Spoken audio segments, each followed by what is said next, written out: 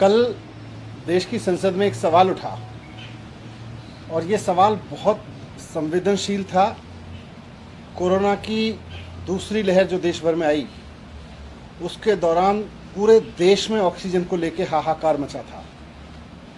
उसके दौरान जो सेकेंड वेव थी, उसके दौरान चारों तरफ से, हॉस्पिटल से, डॉक्टर्स की तरफ से, पेशेंट्स की तरफ से, उनके अटेंडेंट्स की तरफ से, परिवारों की तरफ से बहुत त्राही त्राही मची हुई थी। और हम सब जानते हैं कि पूरे देश में क्या हाल थे अप्रैल और मई के फर्स्ट वीक के दौरान। तो ऑक्सीजन का क्राइसिस था देश में। और कल जब देश की संसद में सवाल उठा तो केंद्र सरकार ने बहुत ही बेशर्मी से देश की संसद में एक सफेद झूठ बोला कि पूरे देश में ऑक्सीजन से कोई मौत नहीं हुई है। केंद्र सरकार को यह सोचना चाहिए कि अप्रैल के लास्ट वीक में 15 अप्रैल के बाद से 15 अप्रैल से 5 या 10 मई तक के बीच में जो देश में हालात थे, उसमें ऑक्सीजन का मिसमैनेजमेंट केंद्र सरकार की ओर से हुआ था। और केंद्र सरकार के ऑक्सीजन मिसमैनेजमेंट की वजह से देश में हॉस्पिटल्स में त्राही त्राही मची थी। और कोई बड़ी वजह नहीं है कि बहुत सारी जानें उस दौरान ऑक्सीजन की कमी की वजह से पूरे देश में गई थी। दिल्ली में मैं ऑक्सीजन का मैनेजमेंट देख रहा था, मैं सरकार में काम कर रहा था। मैं जानता हूं कि किस तरह से मेरे व्हाट्सएप मैसेजेस भरे हुए थे हॉस्पिटल के चीफ के, उनके मेडिकल सुपरिटेंडेंट्स के, डॉक्टर्स के, अटेंडेंट्स के, परिवारों के, पेशेंट्स के, कि साहब हमारे हॉस्पिटल में ऑक्सीजन नहीं है, हमारा आदमी ऑक्सीजन के बिना मर जाएगा, हमारे को ऑक्सीजन दीजिए, नहीं तो हमारे यहाँ 4 सरकारी अस्पतालों में मैं खुद खड़े होकर ऑक्सीजन डिस्ट्रीब्यूशन देख रहा था। और केंद्र केवल अपनी गलतियों को छिपाने के लिए, केवल इस बात को छिपाने के लिए कि उन्होंने ऑक्सीजन का डिजास्टर खड़ा किया इस देश में, 13 अप्रैल के बाद से केंद्र सरकार ने ऑक्सीजन की डिस्ट्रीब्यूशन की नीतियां बदली और जिसकी वजह से पूरे देश में ऑक्सीजन का डिजास्टर खड़ा हुआ। वो बंद कमरों में बैठ के बनाई गई नीतियां थी जिनकी वजह से पूरा का पूरा ऑक्सीजन डिस्ट्रीब्यूशन सिस्टम चौपट हो गया। ये केंद्र सरकार की जिम्मेदारी थी। केंद्र सरकार को इस जिम्मेदारी अपने सर पे लेनी पड़ेगी और लोग जानते हैं कि केंद्र सरकार ने इसको मैसअप किया था। लेकिन कल जिस बेशर्मी से झूठ बोला केंद्र सरकार ने संसद में, और आज उस बेशर्मी को और अंडरलाइन करने के लिए भारतीय जनता पार्टी के प्रवक्ता और नेता, सीनियर नेता संबित पात्रा जी आए प्रेस कॉन्फ्रेंस करने। और जैसी उनकी और उनके बाकी बीजेपी नेताओं की आदत है, जब प्रेस कॉन्फ्रेंस में बैठते हैं तो किसी चीज की जिम्मेदारी लेने की वजह से, कहीं यह समझने की वजह से कि गलती कहां हुई थी, बस झगड़ना शुरू कर देते हैं। केजरीवाल जी को गाली देना शुरू कर देंगे, ममता जी को गाली देना शुरू कर देंगे, नॉन बीजेपी स्टेट्स के चीफ मिनिस्टर्स को गाली देना शुरू कर देंगे।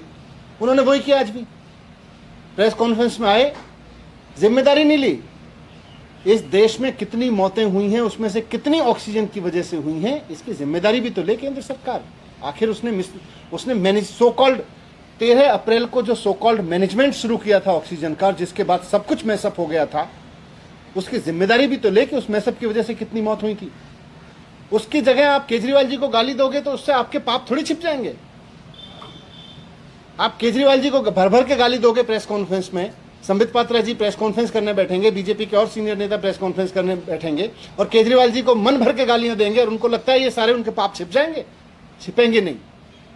सारा देश जानता है, जो इतिहास गवाह है, आज से 100 साल बाद भी इस बात की चर्चा होगी कि जब सारी दुनिया महामारी से जूझ रही थी, केंद्र सरकार अपनी मूर्खतापूर्ण नीतियों की वजह से इस देश को ऑक्सीजन के क्राइसिस में धकेल चुकी थी।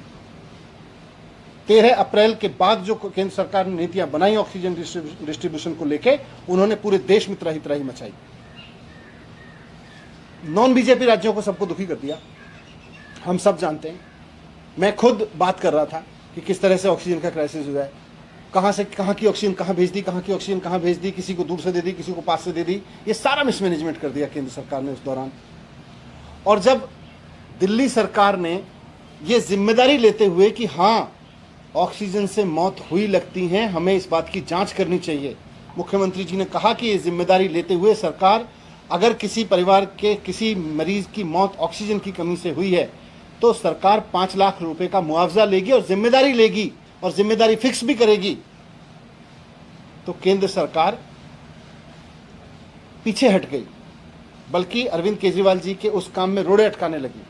अरविंद केजरीवाल जी ने कहा कि हम एक कमेटी बना रहे हैं जो एक एक मौत की जांच करेगी, ऑक्सीजन की कमी से हो रहे मौत के आरोपों की जांच करेगी और उसके बाद तय करेगी कि कहां किसकी गलती की वजह से वहां ऑक्सीजन की कमी हुई। तो सब उन केंद्र सरकार को लगा कि इसमें तो हमारी जिम्मेदारी तय हो जाएगी, हमने जो सो कॉल्ड मिसमैनेजमेंट किया है वो मिसमैनेजमेंट साबित हो जाएगा, डिजास्टर साबित हो जाएगा।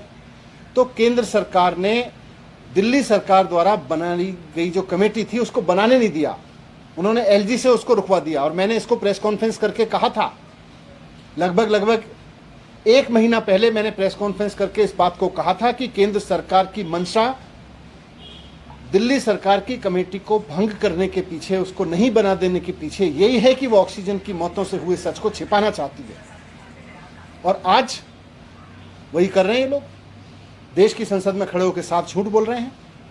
अगर हिम्मत है और अगर आप सच पे पर्दा नहीं डालने की कोशिश कर रहे हैं और अगर आप चाहते हैं कि ऑक्सीजन से हुई मौत में सही मायने में जांच हो और जिम्मेदारी तय हो, तो जो कमेटी राज्य सरकार बना रही थी दिल्ली की, उसको बनाने दीजिए, हम जांच करवाएंगे। वो कमेटी इंडिपेंडेंट जांच करेगी और कमेटी इंडिपेंडेंट जांच करके बताएगी कि ऑक्सीजन की वजह से मौत हुई थी कि नहीं हुई थी। आप कमेटी बनाने नहीं देते हो, आप जांच होने नहीं देते हो और आप कहते हो देश में ऑक्सीजन से मौत नहीं हुई, हमें राज्य सरकारें भी कह रही हैं। आप आंकड़े सामने नहीं आने देते हो, फिर कहते हो आंकड़े नहीं है हमारे पास, आंकड़े नहीं दिए राज्य सरकारों ने। आप राज्य सरकारों को आंकड़े जुटाने तो दो।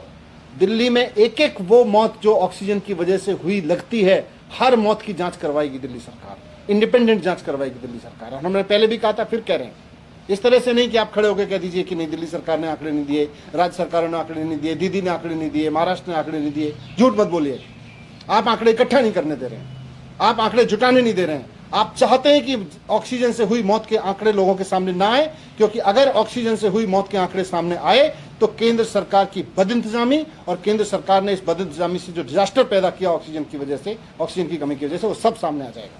मैं कहना चाहता हूं कि मोदी जी डर क्यों रहे, मोदी जी झूठ क्यों बोल रहे हैं संसद में? जब देश के लोग तड़प रहे थे, जब परिवार तड़प रहे थे, उनकी तड़प मोदी जी को दिखाई नहीं देती? आपकी सरकार बेशर्मी से कह देती है जाके संसद में कि साहब देश में ऑक्सीजन की कोई मौत नहीं हुई। आपका दिल कैसे करता है मोदी जी ये कहने के लिए? थोड़ा सोचिए इस बारे में। सर, बीजेपी जो है वो अब जो संबित पात्रा है, उन्होंने कहा कि आप लोगों ने हाई कोर्ट में एक रिपोर्ट दी हॉस्पिटल की जिसमें 21 लोगों की मौत हुई थी, जयपुर हॉस्पिटल की। उसमें साफ तौर पर आप लोगों ने इस बात का जिक्र किया कि किसी की भी मौत ऑक्सीजन की कमी से कारण। हम कोर्ट में ये भी कह रहे हैं कि केंद्र सरकार ने कमेटी नहीं बनाने दी, और केंद्र सरकार में हमने पहले कहा था कि हम कमेटी बना के एक एक मौत की जांच करके देंगे। कोर्ट के कहने पे ही वो कमेटी बन रही थी जो केंद्र सरकार ने रुकवाई है। आप मुझे समझ नहीं आ रहा कि मोदी जी की सरकार पूरी की पूरी और उनकी पार्टी ऑक्सीजन की मौत के आंकड़ों को छुपाने के लिए कमेटी क्यों नहीं बना, उनको सामने लाने के लिए कमेटी क्यों नहीं बनाने दे रही, छिपाना क्यों चाहती है? सर, राज्य सरकार ने क्या कोई रिपोर्ट ऐसी दी है केंद्र सरकार को? राज्य सरकार तो कमेटी बनाएगी ना, उसके बाद ही रिपोर्ट आएगी।